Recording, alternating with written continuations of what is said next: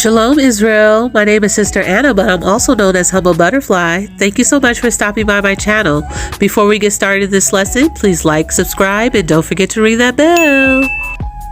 The topic of this lesson is, can we find any of the Proverbs 31 attributes in a man? The answer to that question is absolutely. And after I point a few things out to you, I think this would be a great tool to use when you're proving as well. Marriage involves a spiritual, emotional, and physical closeness. Genesis 2:24 says, "Therefore shall a man leave his father and mother, and shall cleave unto his wife, and they shall be one flesh." And Genesis 2:18 says this, "And Yehovah our Elohim said, It is not good that man should be alone, but I will make him a helpmeet for him." So see, the man has a role and the woman has a role. And I thought of this topic because I was reading Proverbs 31 and I just realized how much we run to this only for the women. But as I read, I'm like, these are attributes too that I would like to see in my husband. And so I was like, this would be a good short little class for sisters. And it might be a good tool to use when proving. Like, hey, do he got this? Do he got this? Do he got this? He got this? You know what I'm saying? You could use this, sis. So I'm about to break it down for you. This isn't going to be a long lesson, but I'm just trying to show you a little something. Does my man have Proverbs 31 attributes? Well, let's see. Let's start off with Proverbs 31:11. It says, "The heart of her husband doth safely trust in her, that he shall have no need of spoil." Just as we would like to be a light in a dark place for our husbands, they should do the same in return. We want a husband that we can safely trust in as well. See, both men and women should embody these same attributes and positive outlooks that brings out the best in the other spouse. So Proverbs 31:11 is not just for women, but is for the brothers as well. Now moving on to Proverbs 31:12, which says, "She will do him good and no evil all the days of her life." This pertaineth to the brother as well. We don't want Suge Knight. Well, kinda, but a righteous one. Ting! We want all that masculine energy without the drama, the same as the man wanting all that feminine energy from his wife without the drama. These feelings and actions should be displayed from both the man and the woman. Next is Proverbs 31:13, and it says, "She seeketh wool and flax, and worketh willingly with her hands." Both the brother and the sister should be hard workers. The Most High has not set this up to only fall on the woman or to only fall on the man, because even if you're a housewife, you have a full job. Those that clean thoroughly and likes things to be in order and to smell good all know that that is a full-time job. This is the same for the man. He shouldn't be at home while you working a 15-hour shift playing Fortnite. Just saying. Running around building clubhouses and drinking Kool-Aid. That's all Fortnite is. My kids hate when I say that. I hate that. Who feel like watching somebody run around in circles and look for stuff and build clubhouses and drink Kool-Aid? For why? Women should be the providers as well as men. It's both ways.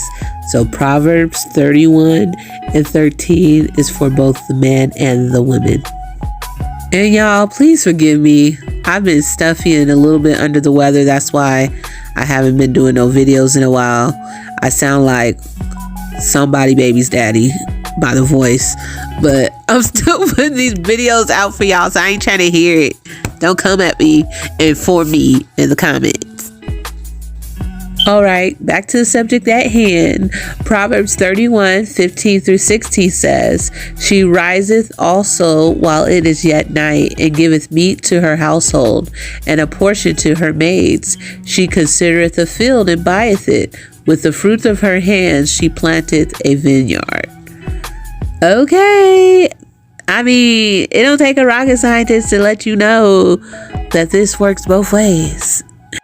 Proverbs 31:15 is just describing a hardworking, godly woman that is busy and have a creative character. Proverbs 31:16 is just describing a godly woman that knows how to seek and find necessary resources for her family.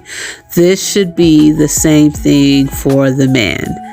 It works two ways. It's teamwork, but it's one body, it's one mind.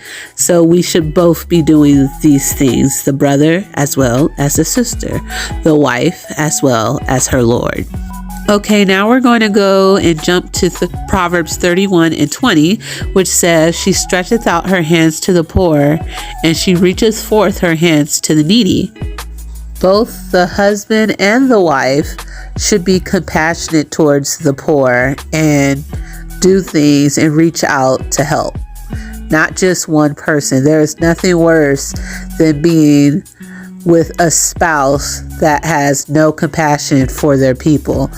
This makes it very frustrating for the other person because they have to deal with this impatient, incompassionate person, complaining and everything else about why they're doing the work, why they're out this late, all this stuff, why they helping such and such, and it's just not cool. Both the woman and the man should be compassionate of others' needs.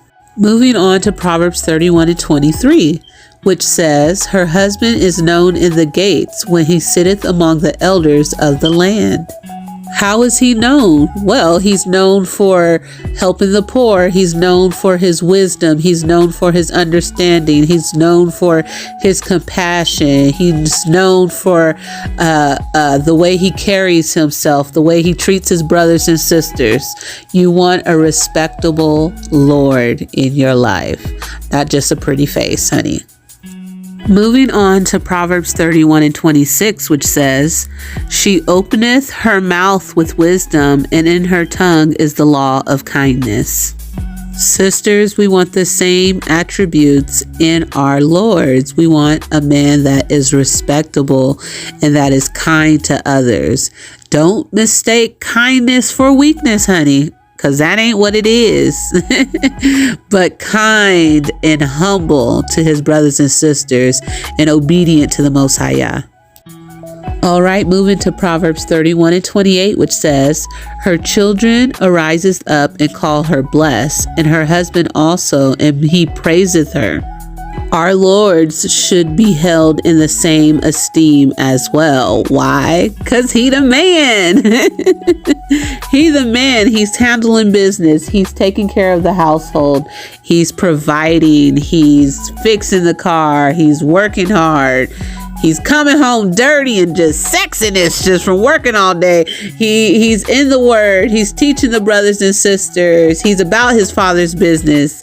He should have this same role. When the wife wakes up, his rib, and the children, they're like, hey, dad. She like, hey, daddy. Like, it should be like that.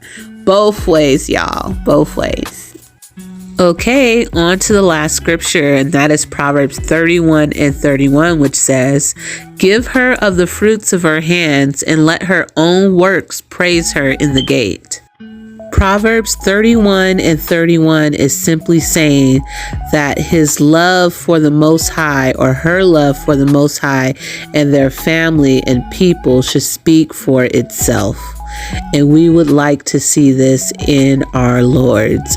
So I pray that this short lesson helped. This was a request from a sister regarding proving. And when I was reading Proverbs 31, I said, hey, you can use this with proving. So I pray that this helped. And if any other sisters have any requests, just inbox me on Facebook, and I would love to answer those requests. Remember, iron sharpeneth iron, and so we are supposed to sharpen each other. As I teach, I'm learning myself. I am feeding myself as well as the Most High sheep. All right, I have a little short clip to end with, but after that, I bid you shalom. And remember, brothers and sisters, that marriage is a divine covenant, so choose wisely. This is a short video regarding what marriage should be, and it can be a beautiful thing when done in righteousness. The two are united into one. Since they are no longer two, but one, let no one split apart what God has joined together. Now, this is crazy because God then puts his stamp of approval on it. See, every time you have sex, what God is saying is, I'm joining this together. You know I'm on the inside of you, and I'm joining this together. Many of you don't realize that marriage was not a piece of paper and was not a ceremony in a white dress when they were writing this. It was a covenant was made when you had sex with the person. So you did not have sex with anybody you were not planning to spend the rest of your life with. And so what happens when we talk about this in this passage, what we're doing is we're saying, well, it ain't legal with the courts, and I haven't had a marriage ceremony. God says, oh, that's for you. Like the dress, I don't get no glory from that. The bridesmaids, the groomsmen, the music, the people walking down and saying all of it, that's you. That's what you want. That's a Americanized view of what marriage is. He said, you know what marriage is with me? When a person decides what is so valuable in me that I'm ready to give it to somebody else. And I'm ready to give it to this one person for the rest of my life. And I'm going to give them all of me. And so when we step into that covenant, God is there saying, I do. When the intersection of joining comes together. So my question is, how many times have you made God say, I do, and you didn't? How many people have you been in sexual relationship with that wasn't you making a covenant with them, but it was you satisfying a fleshly need that God could meet if you allowed him to, but you decided not to allow him to, so you went and did it for yourself, saying that you're your own provider. And it ended up robbing you. I've never met anybody that's sexually active and charged and all this other stuff who comes out feeling freer after the situation. Oh, I'm just blessed. They may act like it. I see this whole generation of people like, I'm free. I can do what I want to do. This independent woman. If men are going to pimp, I'm a pimp too, and all this other stuff. That is all a broken, insecure person trying to figure out how to be God in their own life. And it'll never happen. Universe, can you please just give me a sign to move on? Like, am I just wasting my time? Girl, yes. I'm sorry? You need to move on. Okay, but how do you know that? I'm the universe. I know everything. But you don't know our story. You can't be serious. Oh, I am. And honestly, it just looks like you don't want to see us happy. See, that's the problem. I shouldn't even ask you because you're just another hater. That is funny every time I see it. But anywho, to end, I would like to say, don't rush the Most High's process, and don't be ignorant and go against the Most High's will when he says yes or when he says no, because if you do, you'll have to suffer the consequences. Don't forget to like, subscribe, and please leave a comment and ring that bell. All right, and with that I say shalom.